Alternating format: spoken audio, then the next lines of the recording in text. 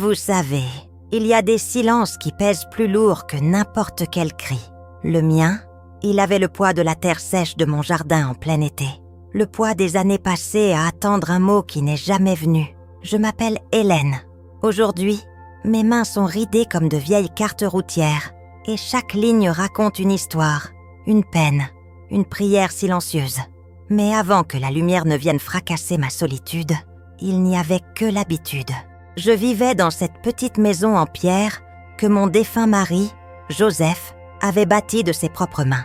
Une maison solide, disait-il, qui nous survivrait. Il avait raison pour la maison, mais pas pour nous. Il est parti trop tôt, emporté par une mauvaise toux qui s'est changée en tempête dans ses poumons. Depuis, les journées se ressemblaient toutes. Je me levais avec le soleil. Je buvais mon café noir en regardant par la fenêtre de la cuisine, le vieux puits au fond du jardin. Un puits profond, sombre, dont la margelle usée avait vu jouer des générations d'enfants, y compris mon unique fils, Michel. Mais Michel était loin maintenant, loin dans la ville, loin dans sa vie d'homme pressé, avec sa femme et mon seul petit-fils, Léo. Ce jour-là, le jour où tout a basculé, a commencé comme tous les autres. Le soleil filtrait à travers les rideaux brodés par ma mère. L'odeur du bois ciré et de la lavande séchée flottait dans l'air. Une fausse paix, une paix de surface. Car à l'intérieur de moi, une fissure grandissait. Une fissure de solitude, de peur. La peur de tomber et que personne ne me trouve. La peur de voir mon corps s'affaiblir plus vite que mon esprit. La peur surtout d'être oublié. J'avais 78 ans et mon cœur était lourd. Lourd de l'absence de Joseph. Lourd du silence de mon fils qui ne m'appelait plus qu'une fois par mois. Sa voix toujours distraite, comme s'il cochait une case sur une liste de choses à faire. « Ça va, maman? Tu n'as besoin de rien? Bon, je te laisse. Je suis débordée. » Ces mots étaient comme des petites pierres, jetées dans le puits de mon chagrin. J'avais l'impression d'être devenue un fardeau, une vieille chose qu'on laisse dans un coin, en attendant qu'elle cesse de fonctionner. Ma foi, elle aussi, s'était érodée. Je priais encore par habitude. Mon chapelet glissait entre mes doigts chaque soir, mais les mots semblaient vides.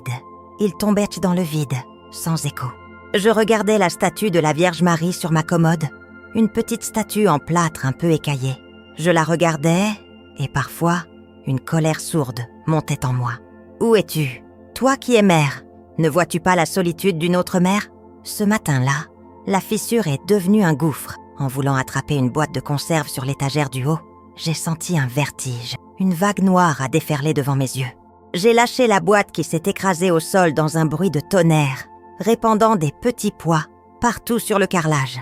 Mon cœur s'est emballé, martelant mes côtes comme un oiseau pris au piège. Je me suis agrippée à la table, le souffle court, les jambes tremblantes. Je pensais mourir. C'était ça, la fin.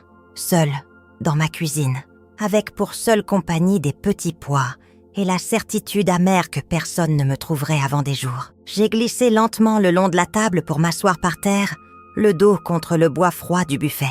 C'est là, au milieu du désordre et de ma propre terreur, que j'ai prononcé la phrase qui a tout commencé. Je n'ai pas crié vers Dieu. Non, j'ai murmuré, dans un souffle de défi et de désespoir absolu. S'il y a vraiment quelqu'un là-haut, c'est maintenant ou jamais. Le silence qui a suivi a été différent. Il n'était plus vide, il était attentif. Quelque chose, ou quelqu'un, venait d'entendre le dernier battement de mon espérance. Je ne le savais pas encore, mais la lumière que j'appelais de mes vœux n'allait pas simplement entrer dans ma cuisine. Elle allait entrer en moi pour ne plus jamais me quitter. Je suis restée assise sur le carrelage froid un long moment, entourée de mes petits pois comme d'une armée de témoins silencieux de ma détresse. Le vertige est passé, mais il a laissé derrière lui une fatigue immense, une tristesse si profonde qu'elle me donnait le goût de la terre dans la bouche. Pour comprendre le vide dans lequel je me trouvais, il faut comprendre d'où je viens. Je suis née dans ce village, dans cette région, où la foi est aussi naturelle que le lever du soleil. On naît avec un chapelet dans le berceau et on grandit au rythme des cloches de l'église. Ma mère, Anna, était une femme d'une piété simple et joyeuse. Pour elle, la Vierge Marie n'était pas une statue lointaine. C'était une confidente, une amie. Elle lui parlait en épluchant ses légumes. Elle lui chantait des cantiques en étendant le linge. « Tu verras, Hélène, me disait-elle, Quand la vie te semblera trop lourde, tourne-toi vers elle. Une mère ne laisse jamais tomber son enfant. J'ai cru à ces mots toute ma vie. J'ai élevé mon fils Michel dans cette même confiance. Chaque soir, nous faisions notre prière ensemble. Et je lui racontais comment Marie avait protégé les marins, guéri les malades, consolé les affligés. Puis, la vie a fait son œuvre d'érosion. Joseph est mort. Sa présence était le pilier de ma maison et de mon cœur. Quand il est parti, tout s'est affaissé. Michel, déjà adulte, a dû prendre le relais, mais le chagrin l'a endurci. Il a quitté le village pour la ville, pour le travail, pour fuir les mauvais souvenirs, disait-il. Il a épousé une femme charmante, Sylvie, mais qui voyait ma foi comme une superstition de vieille campagnarde. Et puis, Léo est né, mon petit Léo, un rayon de soleil. Ces premières années, il venait main souvent. Léo courait dans le jardin. Ses rires remplissaient le silence laissé par Joseph. Il adorait le vieux puits. Pas pour y puiser de l'eau, bien sûr. Il était condamné depuis longtemps. Mais il aimait se pencher pour crier son nom et entendre l'écho lui répondre. « Léo, oh, oh !» Je lui disais toujours de faire attention. Un puits, c'est la porte de la terre, mon trésor. Il faut la respecter. Mais les visites se sont espacées. Le travail, l'école, les activités, les excuses étaient nombreuses. Les appels aussi. La dernière fois qu'ils étaient maintenus, 6 mois avant ce fameux jour, j'avais senti un froid entre nous. Léo, qui avait maintenant 7 ans, était absorbé par une petite console de jeu. Il a à peine levé les yeux vers moi. Michel et Sylvie parlaient pas de leurs projets, de leurs vacances, d'un monde qui n'était plus le mien. J'étais devenue toute une étrangère dans ma propre famille. Le soir de leur départ, en rangeant la chambre d'amis, j'ai trouvé le petit livre de prière que j'avais offert à Léo pour sa communion. Il l'avait oublié sur la table de chevet. Cet oubli m'a brisé le cœur plus que n'importe quelle parole. C'était le symbole de tout ce que j'avais essayé de transmettre et qui se perdait, comme l'eau qui s'infiltre dans le sable. Ma foi, mon héritage, tout semblait vain. Alors, ma prière s'est asséchée. À quoi bon parler à un ciel qui semblait sourd? À quoi bon m'adresser à une mère céleste quand mon propre fils m'oubliait? La statue sur ma commode prenait la poussière, et mon cœur avec elle. Je me sentais trahi. Trahi par la vie, par les miens, et même par ce Dieu en qui j'avais placé toute ma confiance. La solitude n'était plus seulement un état, c'était une identité. J'étais Hélène, la veuve, la mère oubliée, la vieille femme qui attend la fin, en silence. Et ce silence était un cri que personne n'entendait. Les jours qui ont suivi ma chute dans la cuisine ont été pires encore. Ce n'était plus une fissure, c'était une brèche béante par laquelle toutes mes forces s'échappèrent, physiquement. D'abord, une douleur lancinante s'est installée dans ma hanche, transformant chaque pas en épreuve. Monter l'escalier pour aller me coucher devenait une expédition himalayenne. Les gestes les plus simples, comme enfiler mes bas ou me pencher pour ramasser quelque chose, étaient une torture. Le médecin du village, un jeune homme bienveillant mais toujours pressé, m'a parlé d'arthrose sévère, de l'usure normale du temps. Il m'a prescrit des antidouleurs qui embrumaient mat mon esprit sans vraiment calmer le mal. Je me sentais prisonnière de mon propre corps, un corps qui me trahissait un peu plus, chaque jour. La peur de tomber à nouveau ne me quittait plus. Je me déplaçais dans ma propre maison, en m'agrippant au mur, aux meubles, comme une naufragée sur son radeau. La maison, autrefois mon refuge, était devenue un champ de mine. En plus de la douleur physique, il y avait l'angoisse financière. Ma petite pension de veuve suffisait à peine à couvrir les factures et la nourriture. Mais voilà que le toit a commencé à montrer des signes de faiblesse. Une tache d'humidité est apparue au plafond de la chambre, juste au-dessus de mon lit. D'abord petite comme une pièce de monnaie, elle s'est étendue jour après jour, telle une moisissure grignotant mon dernier espace de paix. J'ai fait venir un couvreur. Son verdict est tombé comme un coup près. Toute une partie de la toiture est à refaire. Madame Hélène, les poutres sont fatiguées. C'est un gros chantier. Il m'a donné un devis dont le montant représentait plusieurs années de ma pension. Je l'ai remercié, le papier tremblant dans mes mains. Où trouver une telle somme? Demander à Michel? L'idée même me remplissait de honte. Je l'imaginais soupirer au téléphone, exaspéré par cette nouvelle complication, ce nouveau fardeau que je représentais. Non, je ne pouvais pas. C'était mon problème, ma croix. Chaque nuit, quand la pluie tombait, j'entendais le plic-ploc régulier des gouttes dans le seau que j'avais placé sur le plancher. Ce son était la bande-son de mon impuissance. Il rythmait mes nuits blanches, mes angoisses, mes prières restaient sans réponse. Le nœud se serrait, mon corps me lâchait, ma maison menaçait de s'effondrer, et mon cœur était un désert. C'est à ce moment-là que j'ai reçu le coup de grâce. Un appel de Sylvie, ma belle-fille. Sa voix était étrangement douce, presque mielleuse. Elle me demandait comment j'allais, si je ne me sentais pas trop seule. Puis, après quelques détours, la phrase est tombée. « Tu sais, Hélène, on s'inquiète beaucoup pour toi. On a pensé, il existe de très belles maisons de retraite maintenant. Des endroits sûrs, avec du personnel médical. On pourrait venir t'aider à trier tes affaires. Une maison de retraite. » Il voulait me déraciner, m'arracher à cette maison bâtie par mon Joseph, à ce jardin qui avait entendu les rires de mon fils, à cette vie, si simple et si douloureuse soit-elle, mais qui était la mienne. Il voulait m'enfermer, pour avoir la conscience tranquille. Trier mes affaires, c'était comme me dire de trier mes souvenirs, de choisir ceux que j'aurais le droit d'emporter, avant de fermer la porte pour de bon. J'ai senti le sang quitter mon visage. Je n'ai pas pu répondre. J'ai juste bredouillé un « je vais réfléchir » avant de raccrocher, le cœur en miettes. Ce n'était plus de la solitude que je ressentais. C'était un abandon, un rejet pur et simple. J'étais devenue l'équivalent de la vieille toiture à remplacer, un problème à régler. Le téléphone a glissé de ma main et est tombé sur le tapis sans faire de bruit. Je suis restée là, debout, au milieu du salon, le combiné pendant au bout de son fil comme un pendu. Les mots de Sylvie tournaient en boucle dans ma tête. Maison de retraite, trier tes affaires. Chaque mot était un clou que l'on enfonçait dans le cercueil de ma vie. Tout ce que j'étais, tout ce que j'avais construit, tout ce en quoi j'avais cru, s'effondrait. La douleur dans ma hanche, la tache au plafond, la solitude, tout cela n'était rien comparé à cette blessure-là. La blessure de se sentir de trop, superflu. Un meuble encombrant dont on veut se débarrasser. J'ai regardé autour de moi. Le fauteuil de Joseph, usé à l'endroit où il posait sa tête. La photo de mariage sur le buffet. Nos visages si jeunes, si pleins d'espérance. La petite chaise sur laquelle Léo s'asseyait pour dessiner quand il était petit. Chaque objet criait un souvenir. Une vie qui avait été pleine et qui n'était plus qu'une coquille vide. Une rage froide, une rage que je n'avais jamais ressentie de ma vie, a commencé à monter en moi. Une rage contre mon fils, contre Sylvie, contre ce monde qui n'a plus de place pour les anciens. Et puis, la rage s'est tournée vers le ciel, vers ce Dieu silencieux, vers cette Vierge Marie dont ma mère m'avait tant parlé. Une mère n'abandonne jamais son enfant? Quelle ironie! J'étais abandonnée de tous, et surtout d'elle.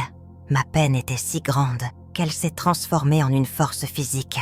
J'ai traversé la pièce d'un pas décidé. Malgré ma hanche douloureuse, j'ai attrapé la petite statue en plâtre sur la commode et je l'ai serrée dans ma main. Elle était froide, inerte, une idole de pierre, rien de plus. Je suis sortie d'un pas chancelant dans le jardin, aveuglée par les larmes et la colère. Je suis allée jusqu'au fond, jusqu'au vieux puits. Sa margelle de pierre grise semblait me regarder comme un œil vide. C'était là que tout finissait. Le puits de mon enfance, le puits des rires de Léo, allait devenir le témoin de mon désespoir final.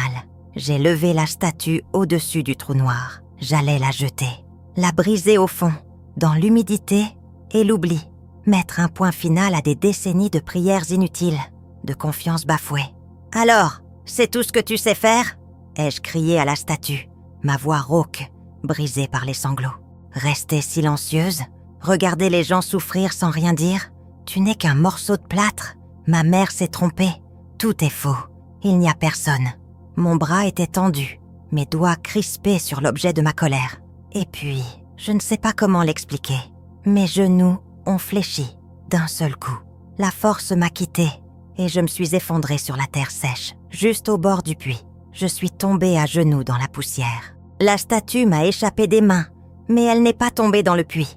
Elle a roulé à mes pieds, intacte. Et là, le barrage a cédé.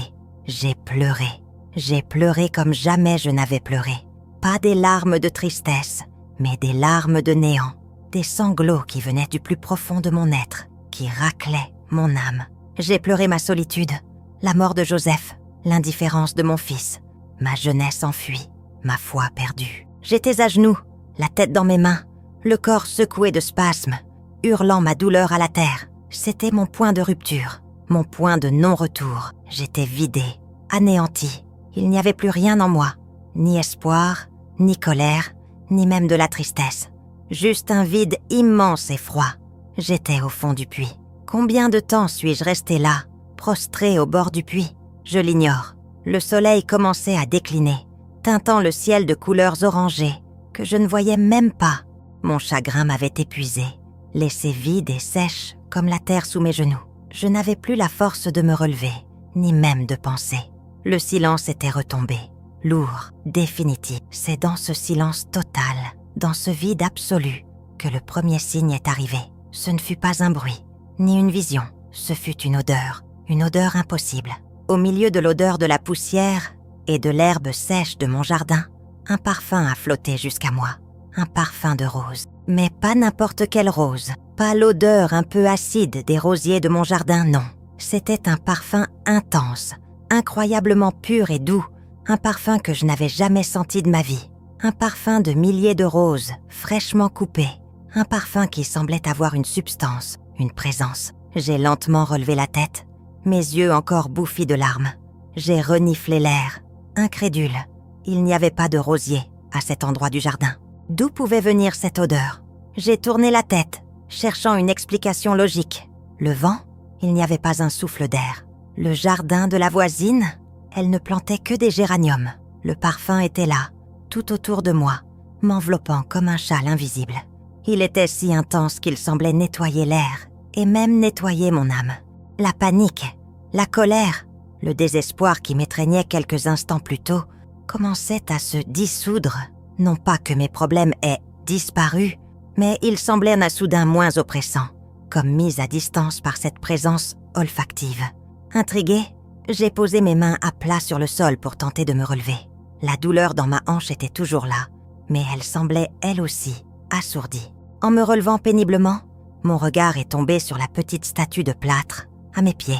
Elle était là, couchée sur le côté, à quelques centimètres seulement du bord du puits. Et c'est là que j'ai vu la deuxième chose, inexplicable. Une petite fleur sauvage, une de ces fleurs des champs toutes simples, avait poussé juste à côté de la main tendue de la statue. Une fleur que je n'avais jamais vue dans mon jardin. D'un bleu si vif, si lumineux, qu'elle semblait irréelle dans la lumière du couchant. Je suis restée figée. Une odeur de rose sans rose. Une fleur bleue inconnue, au pied de la statue que j'avais voulu détruire. Mon esprit cartésien cherchait des explications. Mais mon cœur, lui, commençait à comprendre. C'était un langage, un message silencieux. Ma mère me disait toujours que la Sainte Vierge aimait les fleurs, qu'elles étaient son sourire sur la terre. Était-ce possible? Était-ce une réponse à mon cri de désespoir? Pas une réponse avec des mots, pas une solution miracle à mes problèmes, mais quelque chose de bien plus subtil, une présence, une façon de me dire « Je suis là, même quand tu cries de colère contre moi. » Même quand tu doutes, je suis là. Je me suis penchée. J'ai ramassé la statue avec une infinie précaution, comme si elle pouvait se briser. Je l'ai dépoussiérée doucement, avec le pan de mon tablier. Elle n'était plus froide. Ou peut-être était-ce la chaleur de mes mains, je ne sais pas. Mais en la tenant, je n'ai plus senti le poids de l'idole de plâtre, mais la légèreté d'un symbole, le symbole d'une promesse. Ce soir-là, en rentrant dans ma maison, je me sentais toujours aussi seule et démunie, mais plus tout à fait de la même manière. Une minuscule graine d'espérance venait d'être plantée dans le désert de mon cœur. Je ne le savais pas encore, mais elle allait bientôt fleurir de la plus miraculeuse des façons. As-tu déjà vécu une grâce comme celle-ci? Un petit signe qui change tout? Partage-la en commentaire si ton cœur t'en dit. Quelques jours passèrent. La douleur dans ma hanche persistait. La tache au plafond était toujours là, et le silence de mon fils aussi. Pourtant, quelque chose en moi avait changé. Le souvenir de ce parfum de rose, l'image de cette petite fleur bleue, revenait sans cesse à mon esprit. C'était mon secret, ma petite lumière dans l'obscurité. Je n'osais plus prier avec des mots, mais je prenais la petite statue dans mes mains et je restais là, en silence, laissant mon cœur parler. C'était une prière d'un autre ordre, une communion sans parole. Un samedi matin, le téléphone a sonné. C'était Michel. Sa voix était tendue, différente de d'habitude. « Maman, on arrive. On sera là pour le déjeuner. » J'ai été surprise. « Oh, mais Tout va bien ?» Il y a eu une hésitation. « Oui, on avait juste besoin de prendre l'air. On sera là dans 2 heures. » Et il a raccroché. Un sentiment étrange m'a envahi, un mélange de joie et d'appréhension. Pourquoi cette visite impromptue? Était-il venu pour me parler de la maison de retraite? J'ai chassé ces pensées et j'ai commencé à préparer un repas simple, le cœur battant. Ils sont arrivés. Michel avait l'air fatigué, les traits tirés. Sylvie se forçait à sourire. Et Léo, mon petit Léo était silencieux, les yeux fixés sur sa console de jeu. Le repas fut tendu. On parlait de la pluie et du beau temps, mais le non-dit pesait lourdement sur la table. Après le café, Sylvie a pris la parole. « Hélène, il faut qu'on parle. La situation au travail de Michel est très compliquée. Il parle de restructuration, de licenciement. On est très inquiets. » Mon cœur s'est serré pour eux. J'oubliais mes propres peines pour sentir les leurs. Michel, mon fils si fort, si fier, était menacé. Pendant qu'il me parlait, Léo, qui s'ennuyait, a glissé de sa chaise et est sorti dans le jardin. Je l'ai suivi du regard par la fenêtre de la cuisine. Il courait, insouciant. Puis, il s'est dirigé vers le fond du jardin, vers le puits. J'ai senti une pointe d'angoisse. « Michel, va voir Léo, qu'il ne s'approche pas trop du puits. » ai-je dit, sans pouvoir détacher mes yeux de la fenêtre. « Mais non, maman, il n'y a aucun risque. Il connaît, » a-t-il répondu, agacé, absorbé par ses soucis.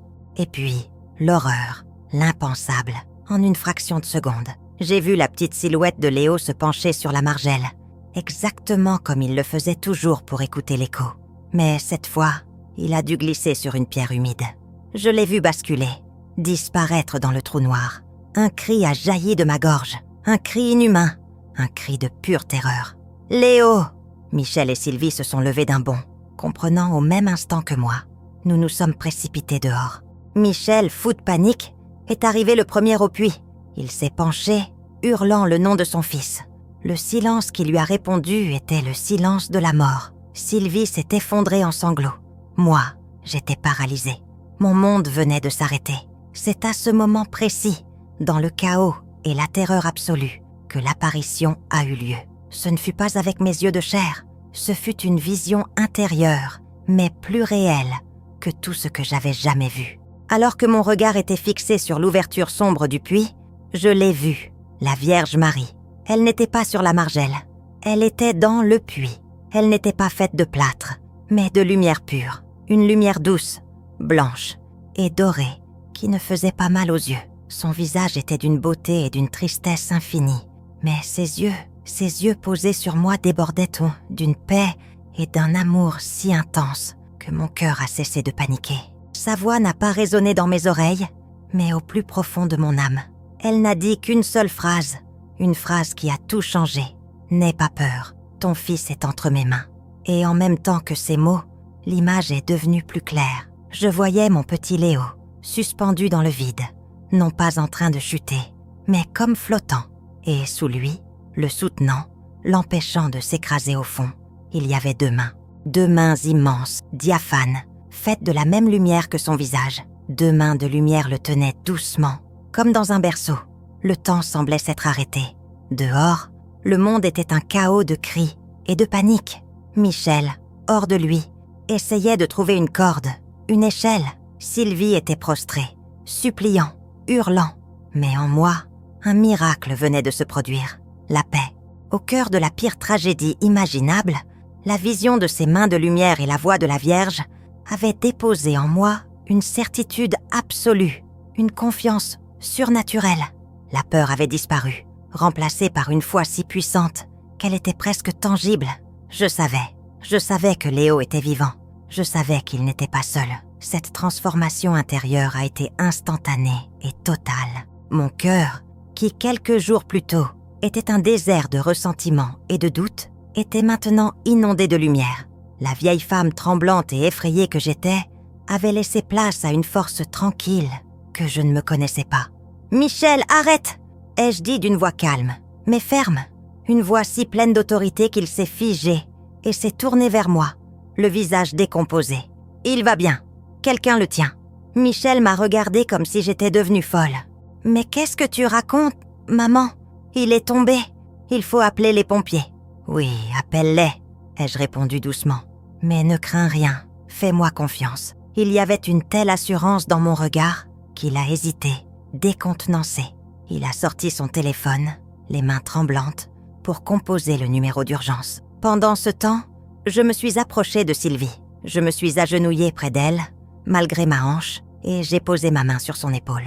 Elle tremblait de tous ses membres. « Prie avec moi, ma chérie », lui ai-je murmuré. « Il n'est pas seul. » Elle m'a regardée, les yeux noyés de larmes et d'incompréhension. « Mais comment ? » « Je le sais, c'est tout. Fais-moi confiance. » La situation extérieure n'avait pas changé. Mon petit-fils était toujours au fond d'un puits de plus de 15 mètres. Objectivement, ses chances de survie étaient quasi nulles. Mais en moi, tout avait changé. La vision s'était estompée, mais la certitude qu'elle avait laissée était indélébile. C'était comme si mon cœur avait été ressuscité. La colère contre Dieu, le ressentiment, le sentiment d'abandon, tout cela avait été balayé. Je comprenais maintenant le silence du ciel. Ce n'était pas un silence d'indifférence, mais un silence d'attente. Il attendait que je touche le fond, que je me vide complètement de mon orgueil et de ma propre force pour pouvoir enfin agir. J'ai compris que la foi, la vraie, ne consiste pas à éviter les épreuves, mais à trouver la force de les traverser, en sachant que nous ne sommes pas seuls. C'est dans notre plus grande faiblesse que la puissance de Dieu se manifeste. Je me suis souvenu d'une phrase de l'Évangile que le prêtre lisait souvent, celle que Jésus dit à Marthe avant de ressusciter son frère Lazare. « Si tu crois, tu verras la gloire de Dieu. » Jean 11, 40. En cet instant, je croyais de toute mon âme. Et j'attendais, le cœur en paix, de voir cette gloire se manifester. Mon propre miracle n'était pas encore la survie de Léo. Mon miracle, c'était cette paix incroyable qui m'habitait au milieu de la tempête. Mon cœur était guéri avant même que la situation ne soit résolue. Les minutes qui ont précédé l'arrivée des secours ont été les plus longues et en même temps les plus sereines de ma vie. Je continuais de tenir Sylvie dans mes bras, priant en silence, mon cœur uni à cette présence que j'avais vue dans le puits. Michel faisait les 100 pas, le téléphone collé à l'oreille, répétant les instructions de l'opérateur. Le son de la sirène des pompiers au loin a été à la fois un soulagement et une nouvelle source d'angoisse pour lui. Pour moi, c'était simplement la suite logique des événements. Le camion rouge s'est garé en catastrophe devant la maison. Des hommes en uniforme, efficaces et concentrés, ont envahi mon jardin, déroulant des cordes, installant un trépied au-dessus du puits, éclairant le trou noir avec de puissantes lampes. Le chef des opérations, un homme d'une 50aine d'années, au visage grave, est venu vers nous. « On va descendre quelqu'un, mais je dois vous préparer à cette profondeur. La chute, il faut s'attendre au pire. » Michel a hoché la tête, incapable de parler, le visage blanc comme un linge. Sylvie a enfoui son visage dans mon épaule. Moi, je l'ai regardé droit dans les yeux et j'ai dit, avec le même calme surnaturel, « Il va bien, faites simplement votre travail. » L'homme m'a jeté un regard étonné, presque agacé par mon apparente naïveté, avant de retourner donner ses ordres. Un jeune pompier, harnaché, s'est préparé à descendre. Le silence s'est fait, un silence seulement troublé par le crépitement de la radio et le bruit des mousquetons. La descente a commencé, mètre par mètre. L'attente était insoutenable pour mes enfants.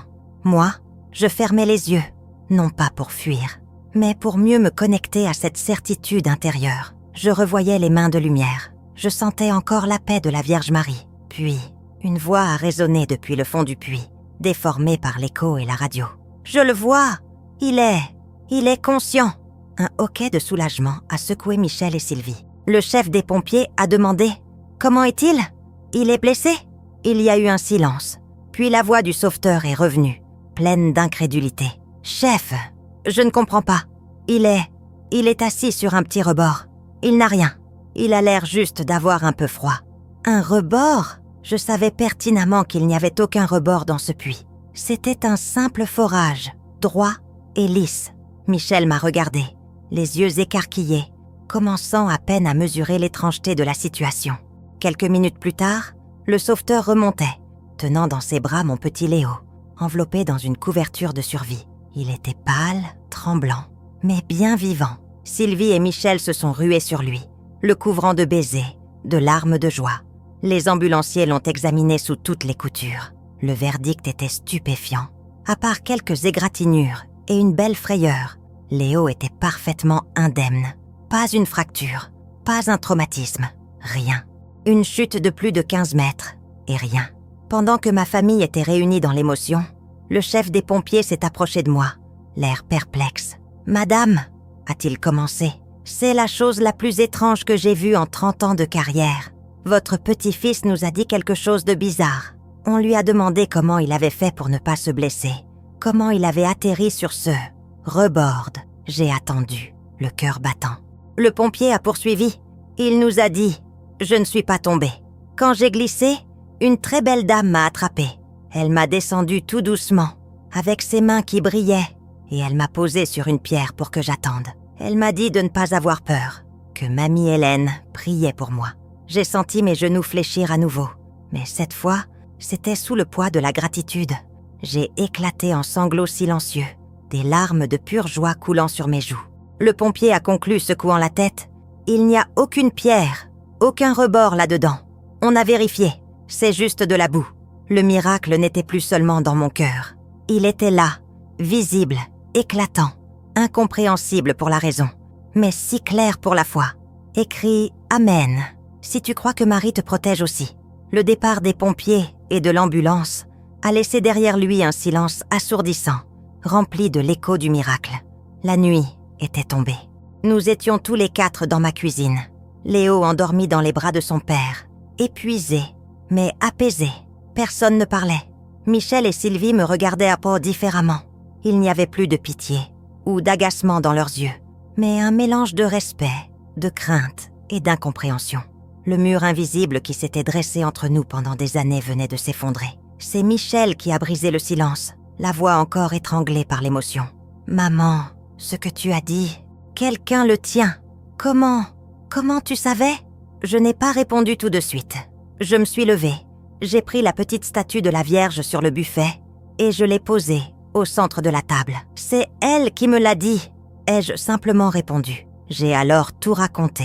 Ma solitude, ma colère, mon désespoir au bord du puits, la statue que j'ai voulu jeter, puis le parfum de rose, et enfin, la vision de ces mains de lumière soutenant mon petit-fils. Je parlais calmement, sans chercher à convaincre, juste en témoignant de ce que j'avais vécu dans mon âme. Sylvie, ma belle-fille si rationnelle, si loin de tout cela, pleurait en silence. Ses larmes n'étaient pas plus celles de la peur, mais celles d'un cœur qui s'ouvrait. Je suis désolée, Hélène, a-t-elle murmuré. Pour la maison de retraite, pour tout.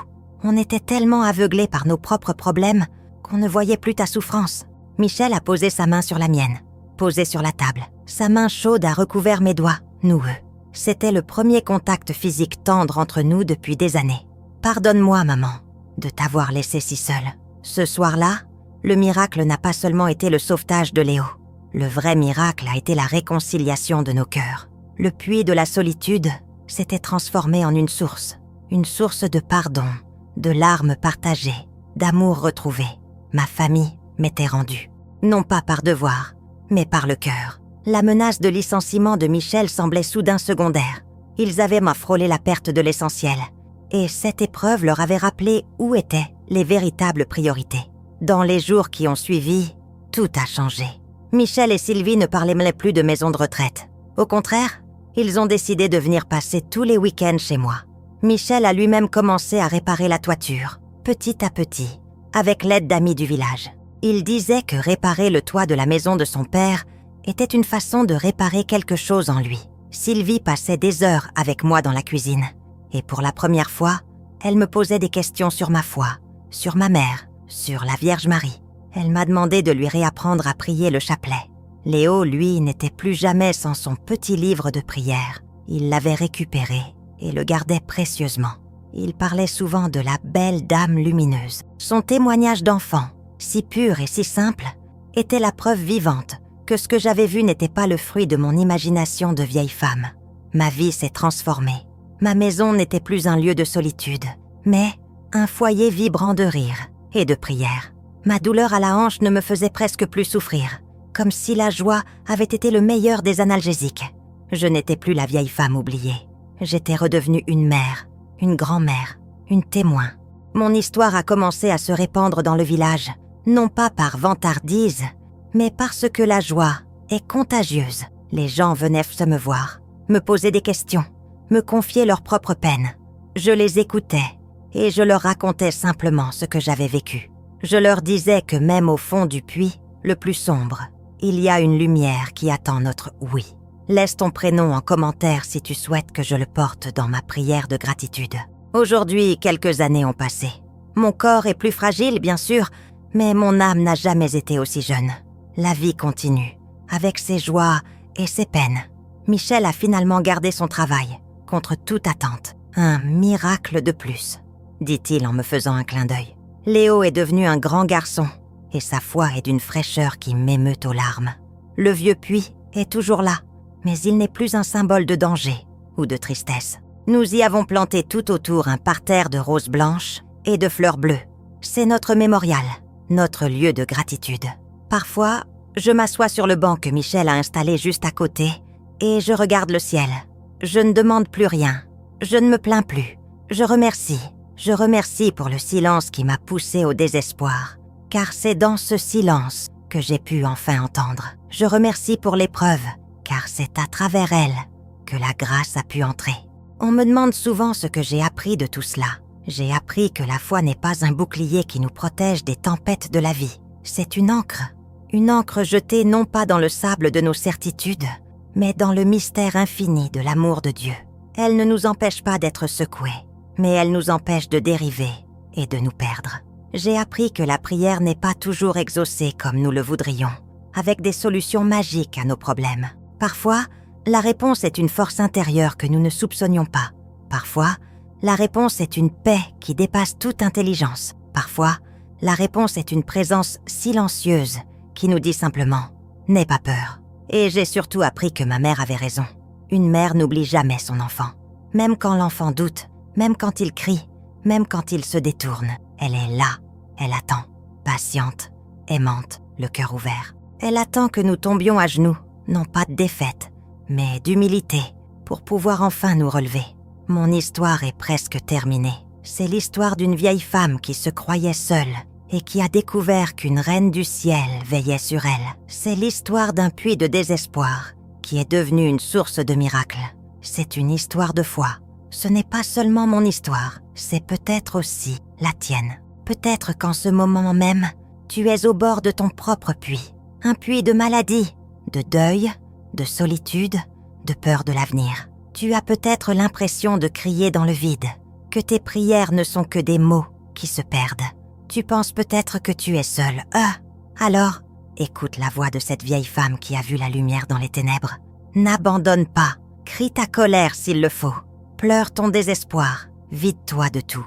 Et puis, dans le silence qui suivra, tends l'oreille de ton cœur. Tu sentiras peut-être un parfum de rose. Tu verras peut-être une petite fleur de lumière, là où tu ne l'attendais pas. Car je te le dis, avec la certitude de celle qui l'a vécu, tu n'es pas seul. Il y a des mains de lumière prêtes à te recevoir. Il suffit de croire, comme il est écrit, car rien n'est impossible à Dieu. Luc 1,37. Crois seulement, et tu verras la gloire de Dieu illuminer ta vie. Abonne-toi pour entendre d'autres témoignages qui, je l'espère, nourriront ta foi comme la mienne a été nourrie. Que la paix soit avec vous.